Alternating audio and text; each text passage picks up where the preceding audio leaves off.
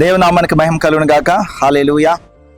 ఈరోజు ఈ దోణి నేను చూస్తున్నప్పుడు యేసుక్రీస్తు ప్రభువారు దోణిలోకి ఎక్కినప్పుడు శిష్యులందరూ కలిసి పడవ మీద వెళ్తూ ఉంటారు. ఆ పడవ మార్గమధ్యలోకి వెళ్ళిన తర్వాత ముಳುగుపోసాగింది. ఆ సందర్భం నాకు జ్ఞాపకం వస్తుంది. ఆ వచనము మత్తయి సువార్త 8వ అధ్యాయము 23 నుంచి కొన్ని వచనాలు మనకి ఇక్కడ కనబడతాయి. దాని తర్వాత 26వ వచనంలో ఒక మాట రాయబడి ఉంటుంది. ఏంటి ఆ మాట అంటే, అల్ప విశ్వాసులారా ఎందుకు భయపడుచున్నారు అని వారితో చెప్పి లేచి గాలిని సముద్రమును గద్దెంపగా మిక్కిలి నిమ్మలమాయను. యేసుక్రీస్తు ప్రభు ఆ బోటు అమరము కింద పడుకున్నారు. ఆయన పడుకున్నారు అంటే ఏదో ఆయన నిద్రలో ఉన్నారు అని తెలియలేదు కాదు. శిష్యుల యొక్క విశ్వాసాన్ని ప్రభు గమనిస్తున్నాడు. తెలుసు, ఆయనకి సమస్తము తెలుసు. ఆయన నిద్రపోవడానికి ఈ లోకానికి రాలేదు. ఆయన హల్లెలూయా. ఆయన కునికడు నిద్రపోవడానికి వాక్యం సెలవు. కానీ గమనిస్తున్నాడు ఆయన. వారు ఎంతో ప్రయత్నం చేశారు. చేసి ఇక దోణి మునిగిపోతుంది, ఇంకా మా వల్ల కావట్లేదు అని వారు శక్తి, వారి బలముతో, వాళ్ళ సామర్థ్యంతో, వాళ్ళ ఎక్స్పీరియన్స్ని బట్టి ప్రయత్నం చేస్తున్నారు. నీతిమంతుడు విశ్వాసం మూలంగా జీవిస్తాడండి. ఈ విషయాన్ని జ్ఞాపకం చేసుకోండి ప్రతి ఒక్కరు కూడా. మనము మన ఉద్యోగాలు వేరు, అంజుల ఉద్యోగాలు వేరు. మన వ్యాపారాలు వేరు, అంజుల వ్యాపారాలు వేరు.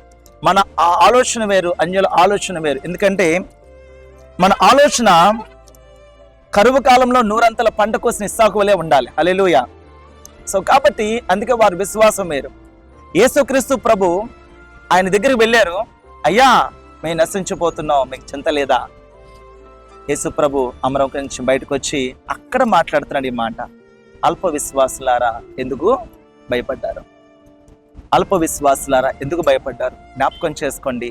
యేసు ప్రభు ఉన్న దోణిలో తుఫాను రేగింది.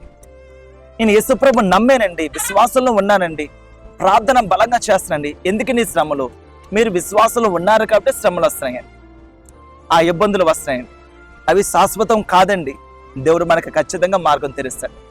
సో కాబట్టి ఈ శ్రమలన్నీ కూడా మన జీవితంలో ఒక సాక్ష్యం ఇవ్వడానికే అన్న విషయాన్ని జ్ఞాపకం చేసుకో. దేవుడు మనకు సాక్ష్యం ఇవ్వడానికే, మన సాక్షిగా ఈ లోకాన్ని జీవించడానికి. సో కాబట్టి అక్కడ ఆ దోణి నిలబెట్టే విశ్వాసం వారు కలిగి ఉండుంటే యేసు ప్రభు బలా నమ్మకమైన దాసులారా, నా శిష్యులారా రండి అని వాళ్ళని పిలిచును. కానీ పరిస్థితిని చూసి భయపడి మునిగిపోతుందేమో అని అనుకున్నారు. కానీ యేసుక్రీస్తు ప్రభు వారు లేచి గద్దించగా సముద్రము ఆ గాలి నిమ్మలమైపోయింది. అల్ప విశ్వాసులారా, దయచేసి మన జీవితంలో కూడా చాలా హడల్స్ వస్తుంటాయి. అల్ప విశ్వాసాన్ని కలిగి ఉండకండి. ఈరోజు ప్రార్థన బాగా చేసి కుసేపు తర్వాత మరలా ఏదైనా శ్రమ వస్తే వెంటనే మన ఫేస్ మారిపోతుంది, వెంటనే మన ఆలోచనలు మారిపోతాయి. ఒక్కసారి ఫోన్ లిఫ్ట్ చేయకపోతే వెంటనే పరిస్థితులు మారిపోతుంటాయి. నో, అలా ఉండకూడదు. బలమైన విశ్వాసం మనకు కలిగి ఉన్నప్పుడు ఘనమైన కార్యాలు దేవుడు మన విషయంలో జరిగిస్తాడు. సో కాబట్టి ఆయన ఎలాగైతే ఆ సముద్రము నిమ్మల చేశాడో ఈరోజు మీ జీవితంలో కూడా, మీ కుటుంబంలో ఆ లేచుతున్న అపవాది తంత్రాలు అవన్నీ కూడా పటాపంచలు చేసి ప్రతి తుఫాను కూడా అణచివేసి దేవుడు తన రాజ్యాన్ని మీ కుటుంబంలో కట్టగలుగుతాం.